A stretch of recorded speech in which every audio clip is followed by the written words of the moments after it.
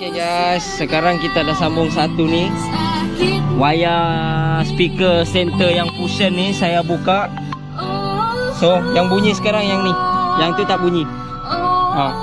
Rosario punya penangan, oke? Hidup tapi nak kena restore balik. Cala-cala sudah nih. Sebelah ni belum sambung guys. Yang ni kita bunyi sekarang nih, yang ni belum lagi try ya. Baru mau tarik wayar, mau kasih hidup dia. Mau tengok bunyi ke tidak.